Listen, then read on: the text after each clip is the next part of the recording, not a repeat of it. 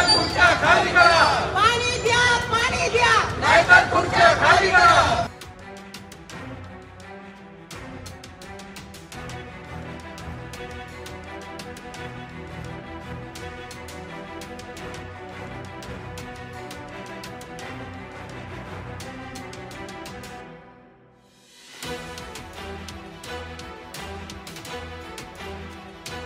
या ठिकाणी काँग्रेसच्या वतीने जो जन आक्रोश मोर्चा काढला होता, हे घोट आणि कोयनावेल या ठिकाणी ज्या नव्याने वसाहती, त्या वसाहतींना ओशी आणि सीसी महापालिकेमार्फत दिलेले आहेत. मला वाटतं जवळजवळ ह्या ज्या नव्याने वसाहती तिथे निर्माण झालेल्या आहेत त्यांना महापालिकेला अंदाजे मला वाटतं 800 ते 1000 कोटी टॅक्सवर इतर स्वरूपात महापालिकेला प्राप्त झालेले आहे. हे सर्व टॅक्स 1000 कोटी टॅक्स प्राप्त होऊन सुद्धा या नागरिकांना ज्या सुविधा पाहिजेत त्या सुविधा दिलेल्या नाहीत. त्यामुळे हे नागरिक घोट आणि कोयनावेलचे नागरिक आणि काँग्रेसच्या वतीने या ठिकाणी आम्ही मोर्चा आयोजित केला. मुख्य प्रश्न जो होता तो त्याच्यामध्ये या सगळ्या प्रश्नामध्ये मुख्य प्रश्न कुठला होता आता या प्रश्नामध्ये? मुख्य प्रश्न म्हणजे या ठिकाणी महत्वाचा प्रश्न त्या ठिकाणी पाणी. इतर प्रश्न आहेत, रस्ते, स्मशानभूमी, ड्रेनेज लाईन, गार्डन, हॉस्पिटल, शाळा हे तर आहेतच. ते प्रश्नाला कसे तरी नागरिक ऍडजस्ट करतात, पण महत्वाचा प्रश्न पाणी आणि पाण्याची कुठल्याही प्रकारची सुविधा नाही. त्या ठिकाणी जवळजवळ 50,000 अंदाजे 50,000 ते लाख लोकसंख्या तिथे राहण्यासाठी आलेली आहेत. मला वाटतं 10,000 फ्लॅट अंदाजे तिथे विक्री झालेली आहे. आणि अशा परिस्थितीत त्या नागरिकांनी कशा प्रकारे राहावे, कारण नाही तिथे रस्त्याची कुठल्याही प्रकारची सुविधा नाही, ड्रेनेज लाईनची सुविधा नाही.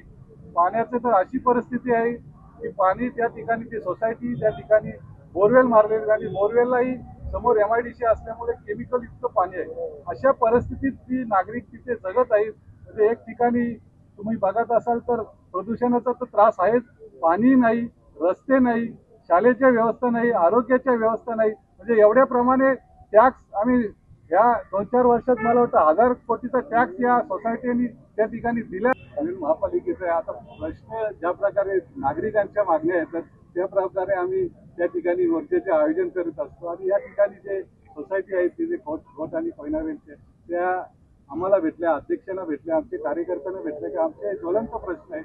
जसे प्रश्न येतात त्याप्रमाणे आमच्या पक्षाच्या वतीने मोर्चे चालूच असतात. मग मोठ्या भव्य स्वरूपात धरणे आंदोलन इथे आम्ही 4 तास हे आंदोलन काढलेलं होतं. काँग्रेस ही महाविकास आघाडीचा घटक पक्ष जरी असला तरी काँग्रेस ही स्वतंत्र पक्ष आहे आणि हा देशातला सर्वात मोठा पक्ष आहे. ठीक आहे, आज थोडासा वेळ खराब असेल तरी पण काँग्रेस अजूनही लोकांच्या मनामध्ये आहे. आणि लोकांना अपेक्षा आहे की आता हे आजचे दिन एक दिवस ठीक आहे, माणूस कुठेतरी धर्माच्या नावाने लोकांना वेळ बनवण्याचं काम करता. 1 वर्ष झाला, 1 टर्म दिली, 5 वर्ष झाली, 2 टर्म दिली, त्याच्यानंतर पण देखील तुम्ही रोजगार मागाल तर हिंदुस्थान पाकिस्तान, महागाई बोलाल तर हिंदू मुस्लिम, याच्या पलीकडे भाजपचा अजेंडा आणि त्याच्याही पलीकडे आता इथे आमदार 3 टर्म होऊन 4थ्या टर्मला आलेले.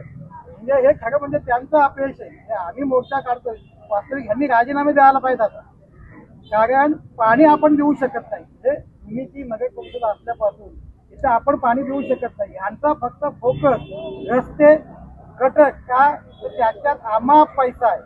हे तुमच्या माध्यमातून सांगतोय, त्यांना प्रश्न विचारा. टक्क्यावरच मला वाटतं 92 लाखाचं काम काढलं होतं रस्त्याचं आणि गटाराचं. त्या पानाल्या कंपनीला 35% बिलोनी काम दिलं.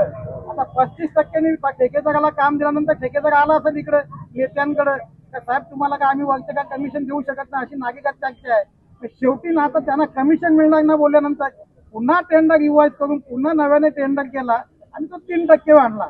हा आपल्या समोर आम्ही पुराव्याशिवाय बोलत नाही. म्हणजे ह्यांचा एकमेव अजेंडा आहे तो रस्ते गटर ह्या कामांसाठी. मी आताही प्रश्न विचारला का 8 वर्षामध्ये यांना रस्ते दिसले नाहीत, गटर दिसले नाहीत. या शिडकोने करोडो रुपये खर्च करून रस्ते गटर चांगली होती, ही पोकळणी तुटत नव्हती, त्याच्यावरही देखील फेरनिविदा काढून केवळ टक्केवारीसाठी ही महापालिका यांनी बनवले. या महापालिकेचे ठेकेदार कोण आपणही माहिती घ्या. हे सगळ्या IPL कंपनी जशी क्रिकेटमध्ये आहे तशा इकडे सगळ्या TRPL सगळ्या कंपन्या यांच्याच आहेत. आता मला वाटतं मच्छी मार्केटसाठी काहीतरी बनवले 16 हेही वाटून घेतले. हे फक्त ठेकेदारांसाठी महापालिका जनतेच्या प्रश्नासाठी याला कुठलंही सहन सुचत नाही. ही जनता भोली भाबडी आहे.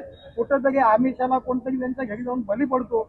माझं नागरिकांनाही आव्हान आहे का आता आपलं कोण काम करेल ते बघा आणि जे टक्केवारीसाठी सुद्धा ही जी महापालिका आहे ही टक्केवारीसाठी नसून सामान्य माणसासाठी कशी पुढच्या काळात होईल यासाठी लोकांनी आता जागरूक राहिलं पाहिजे. त्या वेळेस जर आम्ही असे शांततेने येणार नाही तर महापालिकेच्या आयुक्ताच्या दालनात जाऊन बसून हे आंदोलन करू. जोपर्यंत ठोस आश्वासन मिळत नाही तोपर्यंत महापालिकेच्या कार्यालयातून आम्ही बाहेर पडणार.